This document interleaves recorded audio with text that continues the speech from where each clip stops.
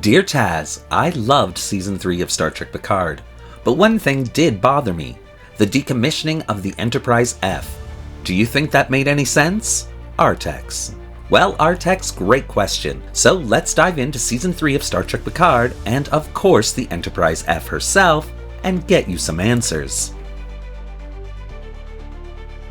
Hello and welcome to another episode of Does That Make Sense? A Star Trek themed web series that discusses various odd or inconsistent Trek topics and questions brought up over the years by you, this channel's audience. In today's video, we're taking a look at the Odyssey class USS Enterprise F and her short career, all in an attempt to understand it. And of course, and as always, I'll be playing devil's little advocate about this topic in order to foster amazing discussions in the comment section below. So without further ado, let's dive in and ask the simple question, does that make sense? Like Artex, I too loved Season 3 of Star Trek Picard. Hailed by the majority of fandom as an absolute triumph, it's really a season that recaptures the spirit of the old TNG days of Star Trek, while simultaneously adding something fresh and new to the franchise. And I think no video about Season 3 of Star Trek Picard can be made without remarking on the amazing return of the Enterprise D and her journey to save the day one last time. It was somehow the perfect end that we as fandom never really knew that we needed. But even as great as the season was, there were a few minor problems that crept up that again the majority of fandom disagreed with. Enter the Enterprise F. Launched in 2386, after the loss of the Sovereign-class Enterprise E, the Enterprise F was a mammoth starship design, being 1,061.1 meters in length. Her armaments included 20 phaser emitter arrays, 2 phaser cannons, 3 phaser turrets, and 6 torpedo launching systems. Her ablative hull armor and bioneural circuitry was among the most advanced in the fleet. And with all that begs the question, why would Starfleet Command decommission her in 2401, a mere 15 years after her launch? Canon has never been good at telling us the life expectancy of any starship class, but Beta Canon, on the other hand, has been very clear about it. Classes such as the Galaxy class had a life expectancy of at least 100 years, while the NX class had a life expectancy of only 10 years. Hardly seems worth the effort to build one, but nonetheless, there we have it. Launched in 2245, the Constitution class had a shelf life of at least 25 years before requiring a major refit, as seen in Star Trek the Motion Picture. The Intrepid class USS Voyager would be decommissioned after only 7 years of space. But of course, that probably had to do more with the beating she took all alone out in the Delta Quadrant and her hero status once back in the Alpha Quadrant. The Sovereign-class Enterprise E also had a shelf life of about 100 years, cut short by some unknown incident that was definitely not Worf's fault. That was not my fault.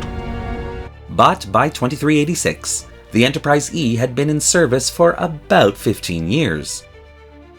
According to the powers that be, the Enterprise F had been commanded by several captains over the course of her 15 years in service. But the ship's critical systems were severely compromised during another unknown incident called the Monfette Gambit, a rescue effort for Raelian refugees on Fenton 4. It was at that time that the Enterprise F was scheduled for an early decommissioning. But does that make any sense at all? And I have to say, not really. And the biggest example of it not making any sense is actually the Enterprise E herself. Taken over by the Borg, being pummeled by the Sona, even losing a warp core in that incident, still, the Enterprise was repaired and returned to active duty. But Nemesis is really the big problem here. In that movie, the Enterprise E is practically destroyed. She's in pieces. Her hull is compromised, with a huge chunk of her primary hull missing thanks to Troy's driving skills. And yet, was this extremely compromised starship, with barely any functioning systems, taken out behind the space barn and put out of her misery? No, she wasn't. And if any starship we've seen should have been decommissioned, it would have been her. Think about it. the Enterprise E was on her last leg. She had no weapons power, no transporters, holes blown in her everywhere, massive structural damage, and yet, like the $1 Million Man, Starfleet rebuilt her. The Enterprise F, in all her glory, looks pristine. Now, of course, since we don't really know what happened during her last mission, it is possible that she was put back to right for her decommissioning. But to me, that just doesn't feel right either. In Season 3 of Star Trek Picard, I would have done things very differently. For me, I would have had the decommissioning of the Enterprise E be the main event, along with the christening of the newest Enterprise, the Enterprise F, with Admiral Picard scheduled to give his speech from the Enterprise E's main bridge, and command her one last time, taking her to the Fleet Museum. But given the events of Season 3, Picard wasn't there to take command, so Admiral Shelby did instead.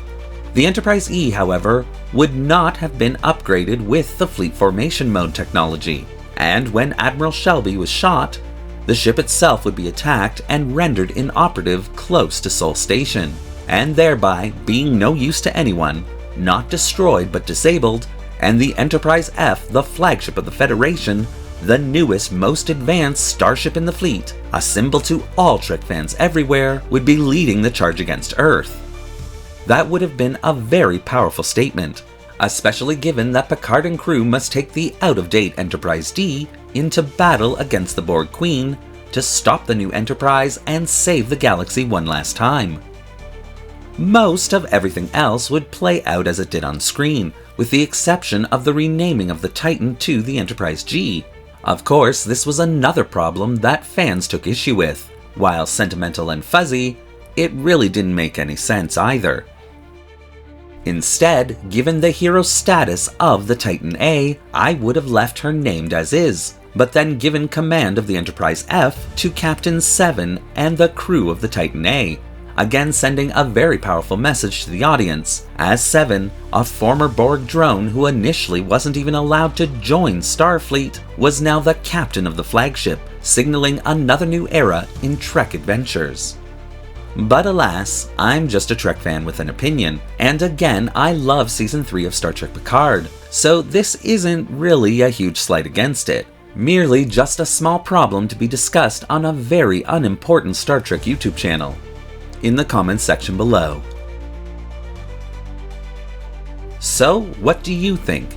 Do you think the Enterprise F was decommissioned way before her time? Did you like or dislike how I would have handled the entire situation? Or maybe you have your own question that you'd like me to explore in a future video? Well, leave your thoughts and ideas in the comments section below. I'm looking forward to reading what you have to say. And don't forget, if you'd like to help the channel continue to answer these random questions by fandom, then please consider becoming a channel member subscriber or a channel patron. Both a major help that allows this channel to purchase resources and 3D models to keep it going. The link to both memberships is in the description below. Thanks again for watching, live long, and prosper.